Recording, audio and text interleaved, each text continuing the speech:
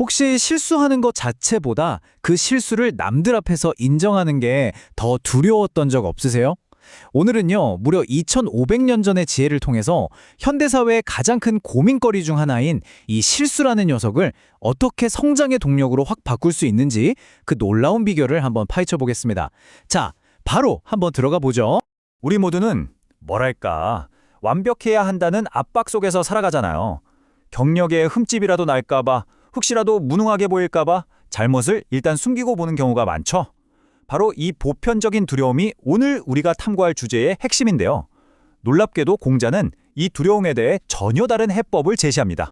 오늘 분석에서는요, 먼저 현대사회의 완벽주의라는 함정부터 짚어보고 이어서 공자가 제시한 세 가지 핵심 기둥을 차례대로 살펴볼 겁니다.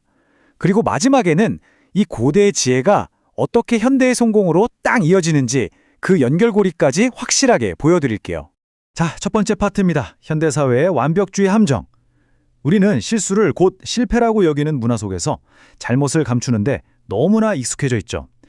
하지만 2500년 전의 고전, 논어는 바로 이 지점에서 우리에게 완전히 다른 길을 보여줍니다. 자, 그럼 공자가 말하는 그 단단한 삶의 첫 번째 기둥은 뭘까요? 이건 그냥 회사에 충성해라 이런 단순한 이야기가 아니에요.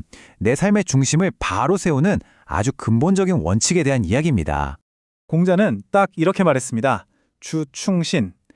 충성과 믿음, 즉 충신을 삶의 주인으로 삼으라는 뜻인데요. 어찌 보면 간단해 보이지만 이 세 글자 안에 정말 강력한 힘이 숨어 있습니다. 여기서 진짜 흥미로운 점은 바로 저 맨 앞에 주라는 글자예요. 이게 단순히 중요하게 여겨라 정도의 뜻을 넘어섭니다. 내 삶의 주인으로 가장 먼저 세워야 할 핵심 기둥이 바로 충과 신이라는 의미죠. 이 한자를 뜯어보면 그 의미가 훨씬 더 와 닿으실 거예요. 보세요. 왼쪽의 충은 마음심의 중심을 잡는 것. 그러니까 내면의 진실함을 뜻하고요. 오른쪽의 신은 사람인의 말이 일치할 때 생기는 것. 바로 바깥으로 드러나는 신뢰를 의미합니다. 이렇게 안으로 중심을 잡고 밖으로 신뢰를 쌓는 것. 이게 모든 것의 시작이라는 겁니다. 자, 이렇게 내면의 중심을 딱 잡았다면 그 다음은 뭘까요? 바로 관계입니다. 이제는 누구와 함께 길을 가느냐가 중요해지는 거죠. 공자는 우리의 성장에 직접적인 영향을 미치는 이 관계의 중요성을 엄청나게 강조합니다. 무불력이자 이 구절, 이게 진짜 오해를 많이 사는 구절 중 하나거든요. 보통 나보다 못한 사람과는 친구가 되지 말라는 좀 차별적인 말로 잘못 알려져 있죠. 하지만 공자의 진짜 의도는 훨씬 더 깊은 곳에 있습니다. 핵심은 바로 이거예요. 이게 무슨 사회적 지위나 능력이 낮은 사람을 무시하라는 말이 전혀 아니고요. 성장의 관점에서 관계를 보라는 겁니다. 나를 그저 편안하게만 해주는 사람들 틈에 안주하기보다는 인격적으로든 실력으로든 배울 점이 있는 사람들과 교류하면서 끊임없이 나 자신을 발전시키라는 아주 강력한 조언인 거죠.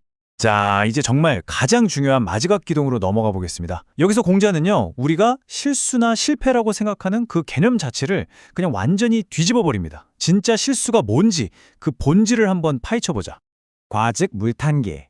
잘못이 있다면 고치기를 꺼리지 마라. 뭐 당연한 말 같죠. 그런데 이 문장 안에 실수를 대하는 정말 혁신적인 태도가 담겨 있습니다. 바로 이겁니다. 이게 공자 가르침의 정수예요. 왼쪽에 과, 즉 잘못을 저지르는 것 자체는 문제가 아니라는 겁니다. 왜냐? 인간이라면 누구나 실수를 하니까요. 진짜 문제는 바로 오른쪽에 과이불개, 잘못을 알고도 고치지 않는 것. 바로 그 태도에 있다는 겁니다. 와, 이거 정말 대단한 통찰 아닌가요?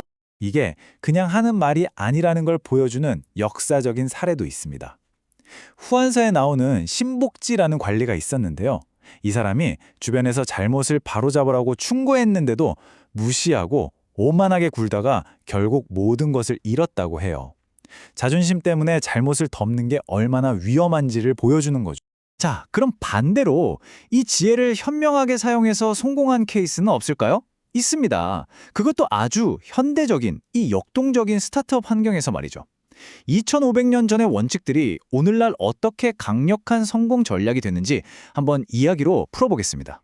이 이야기가 공자의 지혜를 완벽하게 보여줍니다. 자, 1단계.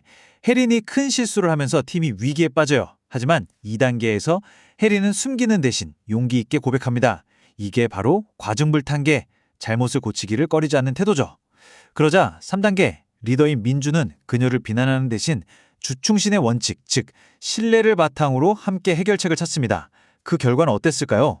4단계에서 보시는 것처럼 팀의 신뢰는 오히려 더 단단해지고 프로젝트는 성공적으로 끝나면서 조직 전체가 성장하게 됩니다.